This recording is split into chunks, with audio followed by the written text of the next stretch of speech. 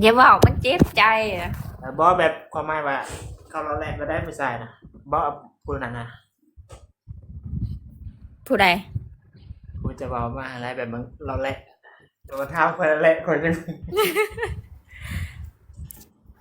แบบว่า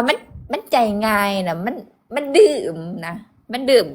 100%ไปหาอีก1%นะมันเป็นจังใดว่าจิตใจมันนะ บางทีหนึ่งมันจะเป็นแบบอารมณ์สูบแบบนี้ ว่ามันเบิ้ลหักแล้ว เอ้ยกูยังไปใจกูนั่นดิ มันอย่าผ่าน เจ็บเลยเนาะ เข้าถึงตัวแต่จะ บอบางทีแบบคือว่าอารมณ์สูบมันแหล้วบางที ผู้ชายนะมันเบื่อแล้วสิบอกให้ อย่าให้ถือแกเด้อ ใส่แมวเลย อันนี้ยังไม่เคยอกหักเนาะบางงานมันไม่เคยอกหักเนาะยัง แล้วไปหาหักแต่อกเขา ไอ้ถือแม่นจะคนนะสิได้จื้อ ขนาดตึกถิ่มก็ยังมาอกหัก เบิ่งในหน้าหนาผู้เบาที่เราเมื่อกี้นี่ฮะ เวลา เห็นอยู่ไส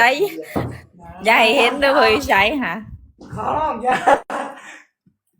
บางงาน